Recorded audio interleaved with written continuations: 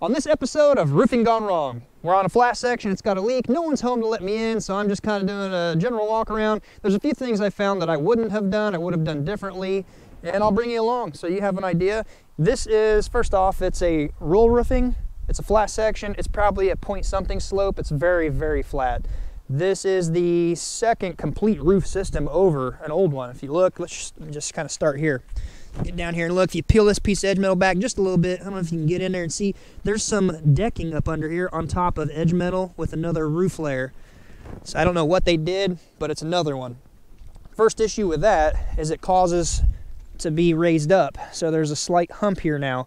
If you look down there, you got water coming in here and it's just kind of stagnant. You get winter, it's going to freeze, it's going to back up. You got any penetrations, it's a big funnel. Big invitation for water to come in right here. Not a big fan of that. If they would have tore all this off and done it right and ran it up, your first layer would tie right into the roof and go up, not have a little dip in it. So that's something I would have definitely done different, or even put a roll of coil stock across this and nailed it off so it's solid and gives you a slope off. That's one thing. With the roll roofing, I don't know what brand this is. It's kind of different.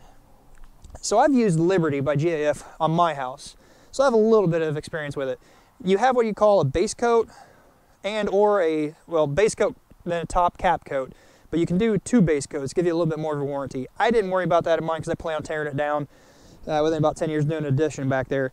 But the biggest thing, if you're going to use a roof system like this, use the material that it's designed to be used with. Biggest issue, this edge metal right here. If you look at this, it's just laying up here.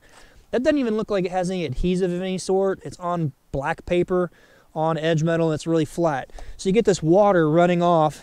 As it trickles over, it's just running right back under. It's wicking under this. It's rotting the whole bottom out. Not a good system. It's not even the right system.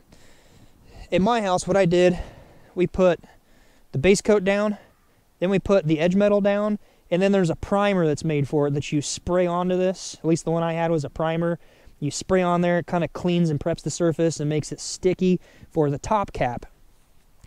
So when you start your base coat, you line it up, it's got a cellophane backing, kind of like ice and water. It's real thick, real sticky. Line it up, peel your cellophane, stick it down, press it down. You're going to put a row of cap nails across the top, then your second course goes over that, and you work your way up just like you'd regularly dry something in.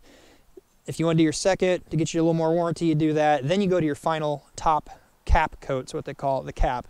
And it's the one that actually has the granules on it, kind of limited in colors. I think there's like black and gray or something. Weatherwood maybe. So just the biggest thing is make sure you prime that edge perimeter so it sticks down and bonds. You don't get water wicking back up under it. And you really don't need to put face nails through anything and spot it, because the other issue you run into now is they're just invitations for water intrusion. Actually, that's really rotted. I'm squishing through.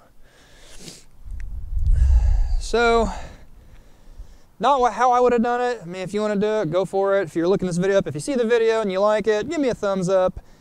Let me know what you would have done different. Let me know why you think this failed, or maybe I don't know what I'm talking about. Which, if that's the case, be nice in the comments. I'll be nice to you. Not how I would have done it. We're going to quote this to be tore down completely. It's got rotted edge down the whole bottom here. I'm going to tear down all the layer of decking under it, the roof under that.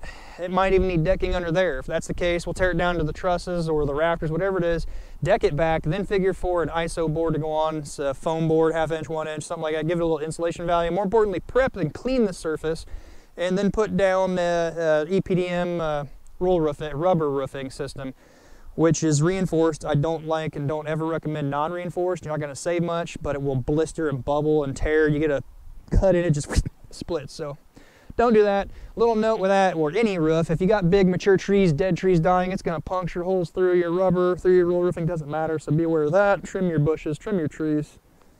Got to have a little grooming on your property, you know what I mean? I got to keep that clean, sorry. Anyway, that's what I'm going to do real quick. I'm going to get out of here. It's the last stop of the day. Hope you're having a good day. And as always, if you like it, give me one of these. Consider subscribing if you haven't. Really, if you haven't, what are you waiting on? Until next time, be safe and see you then.